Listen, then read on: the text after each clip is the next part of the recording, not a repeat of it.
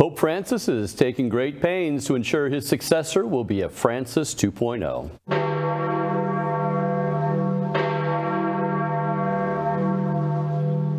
Join us with the latest news from the Eternal City Church Militant Rome correspondent, Dr. Jules Gomes. Jules, Pope Francis is 86, so it sounds like he's making plans to secure his legacy will continue long after he's gone. Tell us about it. On Sunday, Pope Francis announced his 9th consistory. He's been in office for 10 years as Pope, but this is his 9th consistory.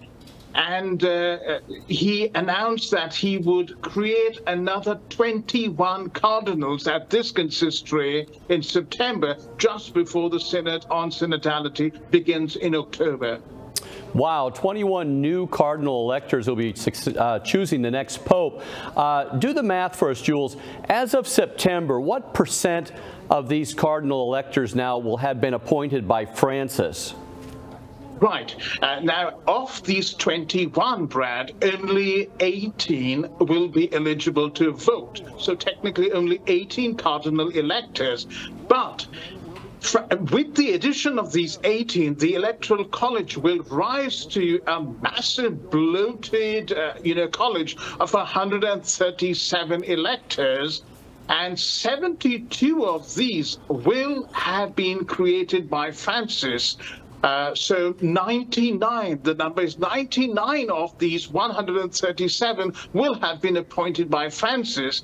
The cardinal electors appointed by Pope Benedict XVI will be 29. That's if nobody dies between now and September or the next conclave.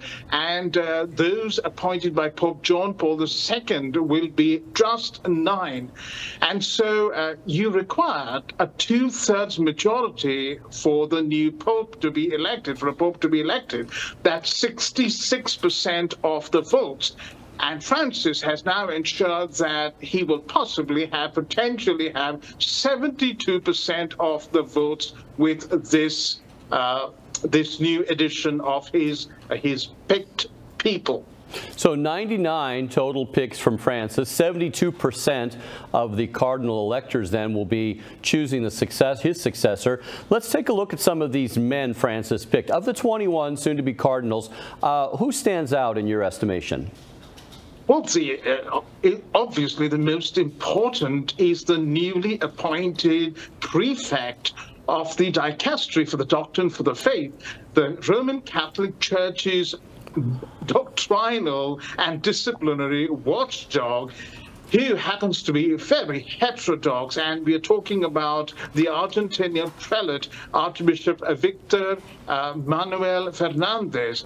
And just today we are reporting, by the way, that in his second interview with a Spanish media company, he has expressed his willingness to overturn the CDF's prohibition on same-sex blessings that was issued in 2021.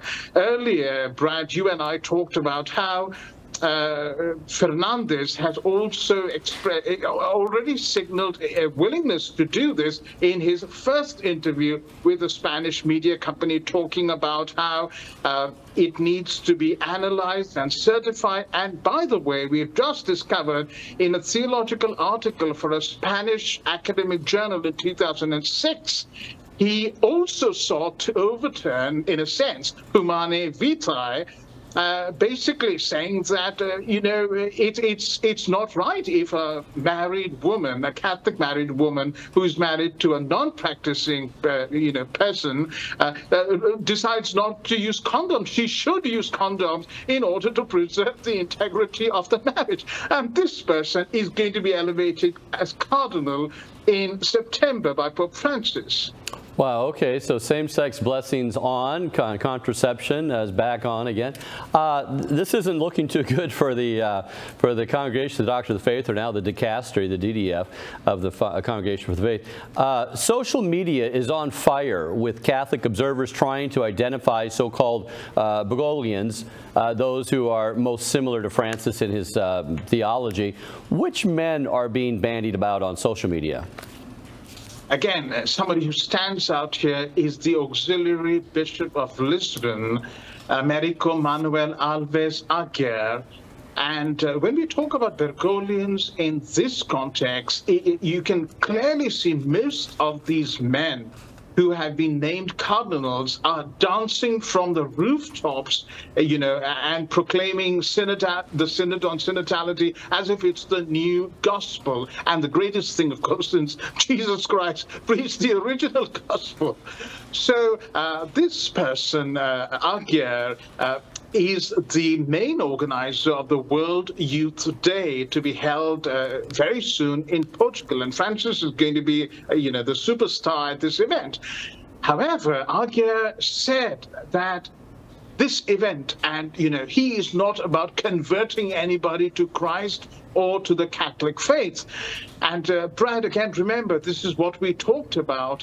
Francis himself repeatedly coming down very hard on those who seek conversion, saying that this is not the form of evangelization that we are going to entertain. And Aguer is mouthing those very words. Now, Francis has named also some Jesuits, hasn't he? Are these good guys? One of them is suspect Stephen Chow, Archbishop of Hong Kong. He's a Jesuit. He's been sitting on the fence and leaning more towards the side of the Communist Party, the Chinese Communist Party, since he's been appointed, I think, was it last year? And his statements are kind of, diplomatic, neither here nor there. But he's never really spoken out against communism, against the atrocities committed by China, against the persecution of Christians. He's treading a very fine line. Now, the other person, Angel Sixto Rossi, is the Bishop of Cordoba in Argentina. We don't know much about him, but what we do know, of course, is, again, he's blowing the synodal trumpet very loud indeed.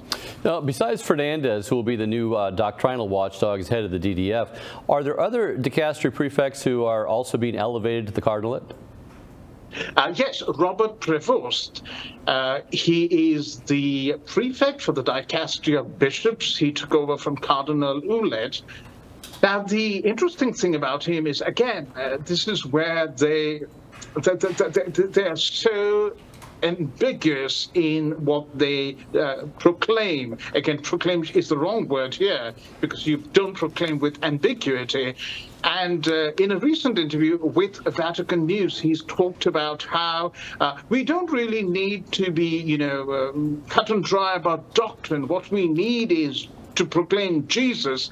And that is very strange, because Jesus says, I am the way, the truth, and the life. And doctrine, which the epistles so clearly hammer out, in the first part, as biblical scholars will tell you, the indicatives and then the imperatives. You can only do what you do on the basis of what Christ has done. And what Christ has done is doctrine.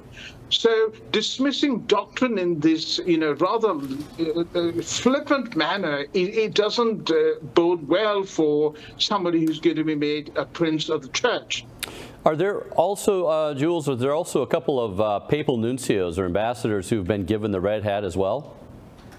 One of them you will know very well, Brad, Christoph Pierre, the nuncio to the United States.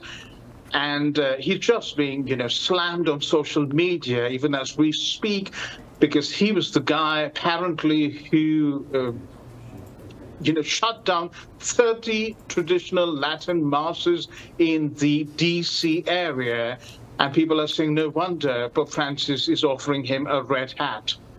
Okay, Jules, before we close up today, we got the $64,000 question. What do you personally think this means for the next few decades of the church? Very obviously, it means that we've been talking about how the Synod on synodality is rigged with a particular agenda in mind. It also means that the next conclave is rigged. The deck is stacked in favor of Pope Francis II. And it's going to be a sheer miracle if we don't get somebody who is a Francis clone. That is the significance of this consistory, Brad.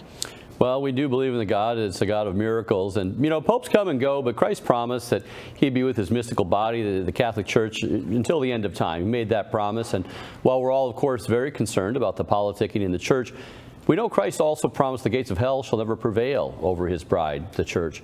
So pray, hope, and stay Catholic. Jules, thanks for keeping us up to speed on the latest news from Rome. Thank you, Brad.